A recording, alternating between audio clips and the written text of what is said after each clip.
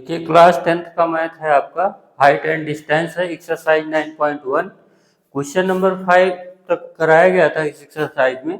Copy पर लेके बैठो। क्वेश्चन नंबर 6 देखो आप। ए 1.5 metre tall boy is standing at a some distance from a 30 metre tall building। तो यहाँ पे देखो ये 30 मीटर tall बिल्डिंग है ए बी ना। यहाँ पे आप नोट करो, let A B equal to tall building. इसकी हाइट है ए बी की 30 मीटर ना। ये हो गया 30 मीटर की हाइट का टाल बिल्डिंग, ठीक है। और ये 1.5 मीटर टाल बॉय है, तो यहाँ पे ये ऐसे, ये जो सीडी है ये बॉय है। ये क्या है? सीडी आपका बॉय ना। तो यहाँ पे लिखो सीडी इक्वल टू बॉय जिसकी हाइट है 1.5 मीटर ना। ये इतना क्लियर है।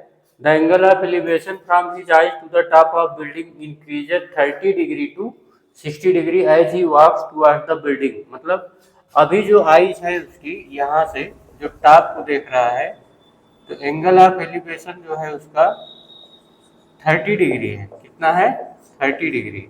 और जब इधर आ जाएगा, थोड़ा सा आगे आ जाएगा ये बॉय, तो यहाँ से जो एंगल ऑफ एलिवेशन है तो अब हो जाएगा 60 डिग्री। मतलब अगर यहाँ से बोला जाए कि ई पे पॉइंट पे आ गया बॉय, ठीक है, इसे आप बोल दें बॉय वही है, मतलब समझ रहे हैं ना। यहाँ से चला डी से तो आ गया ई पे, तो यहाँ डी पॉइंट पे 30 डिग्री का एंगल ऑफ एलिवेशन है टॉप का ना। और यहाँ से 60 डिग्री से, मतलब जब डी से यहाँ से चलना शुरू किया तो इधर जब आएगा, तो जैसे जैसे इधर आएगा उसको आंखें ज़्यादा उठानी पड़ेगी, तो एंगल ऑफ एलिवेशन भी बढ़ जाएगा। As he walks towards the building, find the distance he walks towards the building। तो मतलब अपने को ये DE निकालना है। ये क्या निकालना है? DE। तो यहाँ पे इसको ऐसे समझो कि जो ये पॉइंट है, ये D के बदले इसको समझो कि मतलब ये बिल्डिंग के रिस्पेक्ट में 1.5 मीटर है। तो यहाँ पे अगर लड़का था तो यहाँ से इसकी आई का जो टॉप से देखा तो 30 डिग्री है, जब यहाँ पे आया तो 60 डिग्री है। क्लियर है? तो यहाँ से आप ये ट्रायंगल ले लो ए सी, यहाँ पे मुझे बोल दो, इस पॉइंट को बोल सकते हो एन। तो the distance he walk towards the building,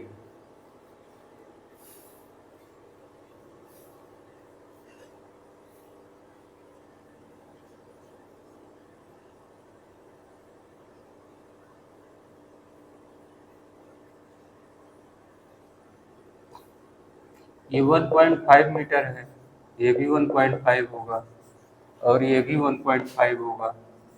B N पूरा रेक्टेंगल टाइप है, तो ए एन क्या होगा? 30 माइनस 1.5 मतलब 28.5 मीटर। तो यहाँ आप ट्रायंगल लो, triangle A C N, tan 30 लगा दीजिए। इस ट्रायंगल ए सी एन में tan 30 लगाएंगे तो इसके सामने वाला ये परपेंडिकुलर हो जाएगा A N upon N C. तो tan 30 तो अपना आया 1/√3। ए एन क्या है? ए एन आपका है 28.5 मीटर और ये हो गया आपका एन सी। तो एन सी क्या आएगा? एन सी आएगा 28.5√3 मीटर। क्लियर हो गया होगा। देखो ए सी एन ट्राइंगल में tan 30 लगाएंगे, 30 डिग्री सामने वाला ए एन जो है परपेंडिकुलर हुआ और पूरा एन सी जहाँ तक एंगल है वो होता है बेस। क्लियर है? तो ये एन सी इक्वल टू इतना हो गया। अब यहाँ पे ये वाला ट्राइंगल आ जाओ, triangle A F N, triangle A F N. बच्चे की हाइट को निगलेक्ट भी तो नहीं किया जा सकता कि अगर यहाँ पॉइंट मान लो, ये भी तो झंझट है। तो यहाँ tan 60 लगाएंगे, जब tan 60 तो ए एन फिर लिखा जाएगा, मतलब इससे सामने वाला परपेंडिकुलर और ये एन एफ आपका हो गया बेस, परपेंडिकुलर अपान बेस। तो tan 60 अपना होता है √3, ए एन है 28.5, ये हो गया एन एफ। तो यहाँ से एन एफ क्या आएगा? एन एफ आएगा 28.5 डिवाइड बाई √3। इसको रेशनलाइज करना मत भूलिए, √3 और √3, तो 28.5 √3/3 इतना मीटर हो गया। तो डिस्टेंस ने कितना ट्रेवल किया होगा, ये डी, ये इतना डिस्टेंस निकालना है। तो डी कहो या सी एफ कहो, बात तो एक ही होगा। तो यहाँ से देखो सी एफ कैसे निकलेगा, सी एफ ऐसे निकलेगा, पूरा N C minus N F. तो आप एन सी क्या निकाले हो, 28.5 √3 माइनस 28.5 √3 डिवाइड बाई 3, ये एन एफ की वैल्यू है। तो 28.5 √3 आप कॉमन ले लो,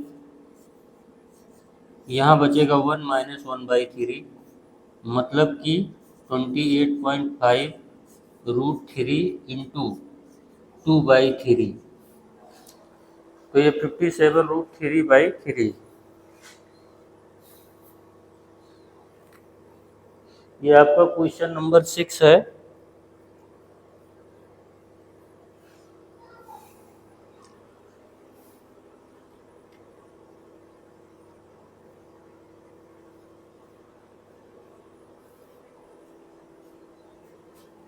यहाँ से काट दोगे ना, तो ये 9 3 9 जा 27 और 5 9.5, और 9.5 को 2 से मल्टीप्लाई करोगे तो 19 √3 मीटर, ये आपका आंसर हो गया। कहने का मतलब समझ गए होगे कि जो सी एफ है वही डी ई होगा ना, जो सी एफ है वही डी ई होगा ना। ये देखो D equal to C F होगा, यही डिस्टेंस बॉय ने ट्रेवल किया है यहाँ से यहाँ तक आने में, ठीक है। तो ये आपका आंसर हो गया है। अब आप क्वेश्चन नंबर 7 पढ़ो, 7।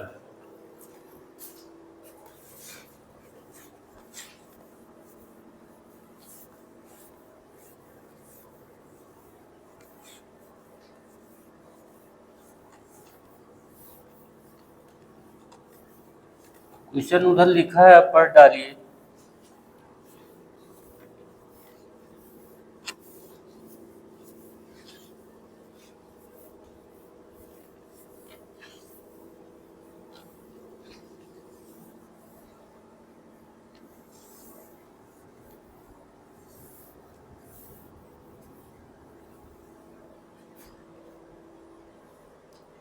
From a point on the ground, the angle of elevation of the bottom and top of transmission tower। तो ये देखो ये ट्रांसमिशन टावर है ना, ये जो है आपका ये टावर है ऐसे, ये ए भी आपका टावर है, ये आपका टावर है।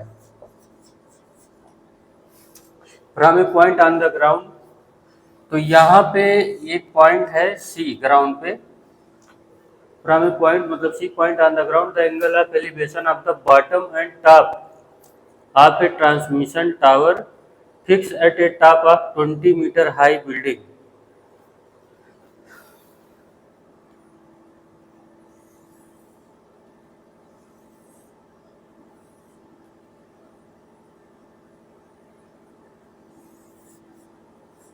ये बीसी जो है ना, ये हाई बिल्डिंग है। बीसी क्या है, हाई बिल्डिंग, ठीक है। बीसी आपकी हाई बिल्डिंग है। इसके इसके छत के ऊपर ये टावर लगा हुआ है जमीन पे, एक पॉइंट यहाँ है डी ना, समझ मिला। 1 पिक्चर इक्वल टू 1000 मतलब ये हाई बिल्डिंग है, इसके छत के ऊपर एक टावर लगा है। तो यहाँ से ये देखो, from a point on the ground the angle of elevation of the bottom and the top of a transmission tower fixed at the top of a 20 metre high building. तो ये जो बीसी है, बीसी हाई बिल्डिंग है, BC की value 20 metre आपको given है। ये building BC है, इसकी हाइट आपको 20 मीटर गिवन है, इसके ऊपर एक टावर लगा है और एक पॉइंट डी है ग्राउंड पे। यहाँ से इसका टॉप का जो एंगल ऑफ एलिवेशन है वो इसने बोला है 45 degree. The angle of elevation of the bottom and the top of transmission tower fixed at the top of 20 meter high building are 45 degree and 60 degree respectively. Find the height of tower ना। तो tower की height जो है यहाँ पे, अरे sorry, यहाँ से इसको बी वाले पॉइंट को कनेक्ट करो यहाँ से, ठीक है। तो यहाँ पढ़ो अब, from a point on the ground, तो एक पॉइंट आपका डी है ग्राउंड पे, the angle of elevation of the bottom and top of transmission tower. तो बॉटम, जो ट्रांसमिशन टावर का बॉटम का एंगल ऑफ एलिवेशन है वो 45 डिग्री है। ये इतना आपका 45 डिग्री है। पॉइंट डी से जो टावर का बॉटम है, जो टावर का बॉटम है उसका angle of elevation point D से 45 डिग्री है, और जो टॉप है उसका एंगल ऑफ एलिवेशन 60 डिग्री है। समझ गए? तो आपको ये करना क्या है कि टावर की हाइट हमने कह दिया कि h है ना, और ये 20 है। तो जब tan 60 लगाएंगे तो यहाँ ट्रायंगल ले लो आप, triangle A D C. tan 60 जब लगाएंगे तो tan 60 का मतलब हुआ ये पूरा परपेंडिकुलर आएगा AC 60 के सामने वाला। तो AC समझ रहे हैं ना, h + 20 हुआ, ये पूरा h और ये 20, और ये आपका बेस हो गया DC। DC को कह लो ये x है, ये क्या है, यहाँ तक x मीटर है, तो इसे x बोल सकते हैं। तो यहाँ से tan 60 तो √3 है, h + 20 अपान x। तो यहाँ क्रॉस जब करेंगे तो h + 20 = होगा √3x। तो h = क्या होगा, √3x - 20, ठीक है। अब यहाँ आ जाओ, triangle DBC, triangle DBC, tan 45 का मतलब होगा यहाँ ये वाला, ये इतना हाइट है इसका परपेंडिकुलर, परपेंडिकुलर आपका 20 हुआ, ये अपान हुआ x, ठीक है। tan 45 1 होता है, तो x = क्या आ जाएगा, 20 मीटर। तो इस x को उठा के अगर हम यहाँ रख दें तो अपना जो है h आ जाएगा 20√3 - 20, मतलब कि 20 अगर आप कॉमन ले दोगे तो √3 - 1, आपको पता है √3 की वैल्यू 1.7 होती है।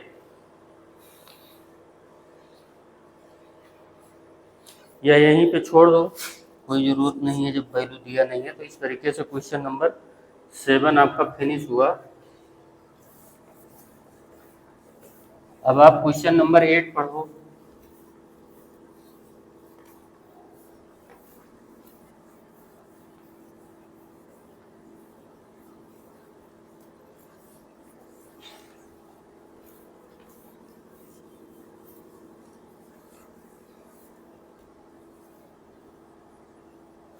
क्वेश्चन नंबर 8 है, स्टैचू 1.6 मीटर टाल stand on a top of a pedestal.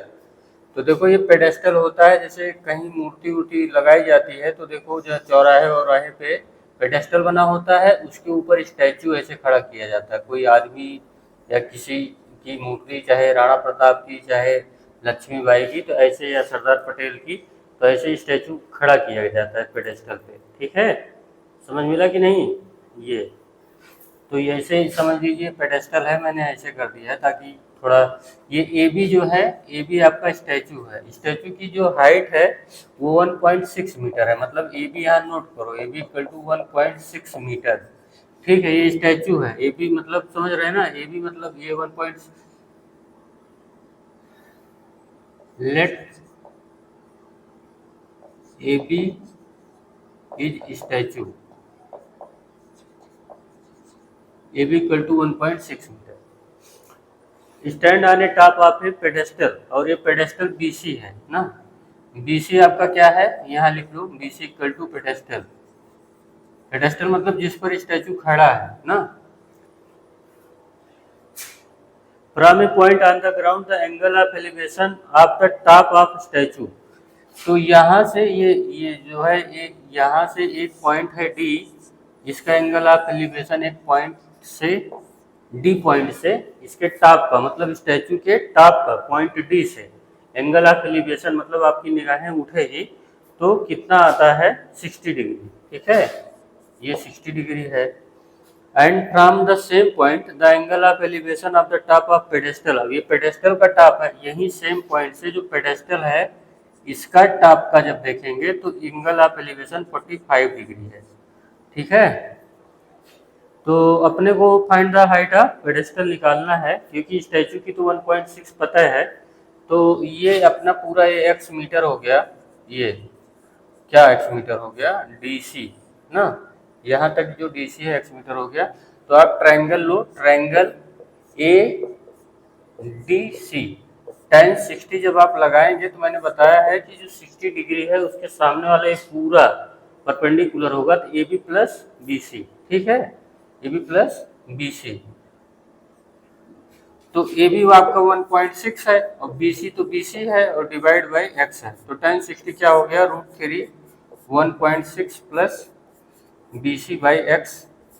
तो 1.6 plus B C equal to हुआ x√3। ठीक है, अब यहाँ पे आ जाओ ट्रायंगल बी सी डी में, तो tan 45 जब लगाएंगे तो tan 45 का मतलब हुआ बी सी अपान एक्स, और tan 45 1 होता है, तो बी सी बाई एक्स, तो x इक्वल टू क्या हो गया, बी सी। ठीक है, तो अगर x निकाल लें तो समझ लो कि बी सी निकाल लिया आपने, x और बी सी एक ही है, x और बी सी क्या है, एक ही है।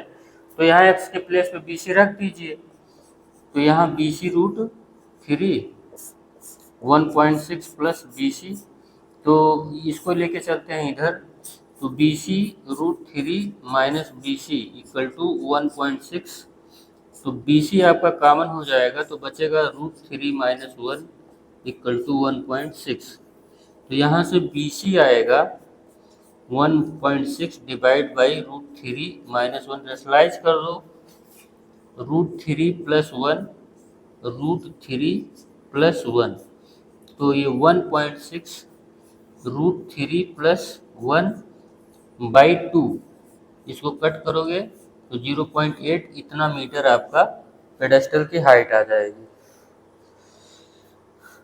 इस तरीके से आपका ये क्वेश्चन यहाँ तक फिनिश हुआ। अगर वर्क अच्छा लगा हो तो लाइक शेयर सब्सक्राइब करना मत भूलिएगा।